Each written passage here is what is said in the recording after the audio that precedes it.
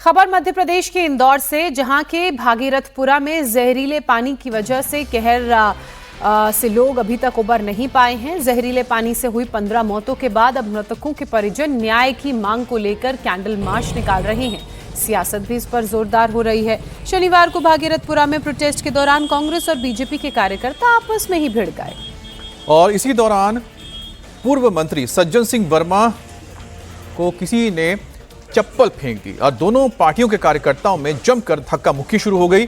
वहीं अस्पताल में इलाज करा रहे पीड़ितों का हाल जानने इंदौर पहुंची एनएचएम की टीम ने स्वास्थ्य व्यवस्था का जायजा लिया है। एमपी के अलग अलग जिलों से 15 अतिरिक्त डॉक्टर्स की ड्यूटी इंदौर के अस्पताल में लगाई गई है और साथ ही ओआरएस, क्लोरीन और जिंक टैबलेट्स के किट्स भी प्रभावित घरों में बांटा जा रहा है ताकि वो पानी में से मिलाकर पिए।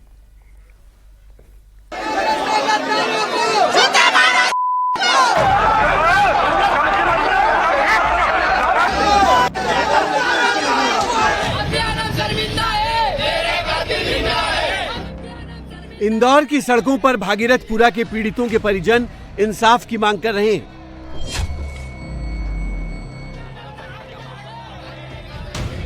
कैंडल मार्च निकालकर सरकार से सवाल पूछ रहे हैं।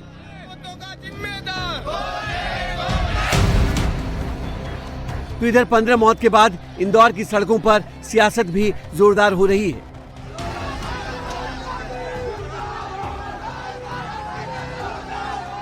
शनिवार को पीड़ितों से मिलने पहुंचे कांग्रेस कार्यकर्ताओं के प्रदर्शन के दौरान भागीरथपुरा में जबरदस्त हंगामा हुआ।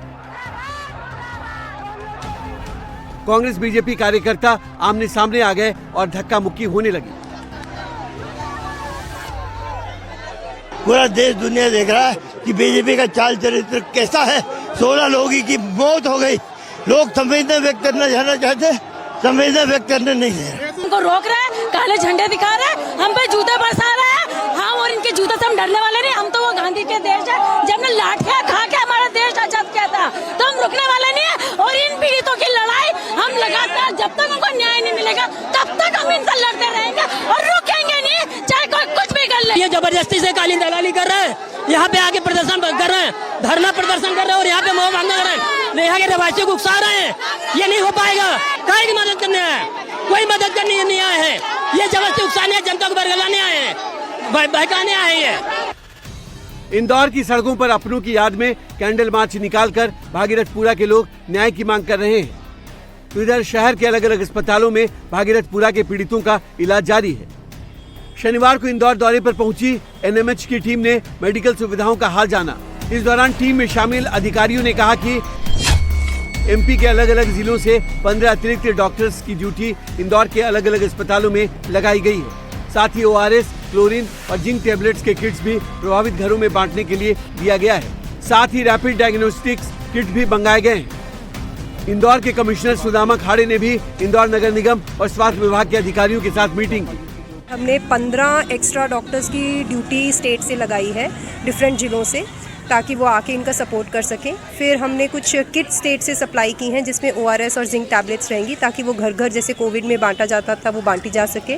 फिर कुछ और रैपिड डायग्नोस्टिक किट भी हमारी एनआईबीआर कोलकाता से प्रोवाइड करवाई जा रही हैं।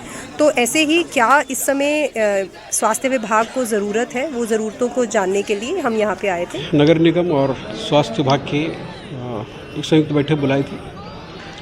भागीरथपुरा में लगातार सर्वे और लोगों को उपचार वो सब चल रहे हैं। क्या कारण है, कहीं से कहाँ से उसका कंटामिनेशन हुआ है, उसको भी उसकी पूरी जांच करके एक वैज्ञानिक रिपोर्ट भी हमारे सामने आ जाएगी और उसके अनुसार भविष्य में इस प्रकार की पुनरावृत्ति ना हो, उसके लिए हमको उससे काफ़ी मदद मिलेगी। जो भी पेशेंट्स हैं अस्पतालों में, उनके मॉनिटर के लिए हमने एक टीम लगाई है और अच्छे हॉस्पिटल उनको शिफ्ट भी कर रहे हैं और लगातार मॉनिटर कर रहे हैं।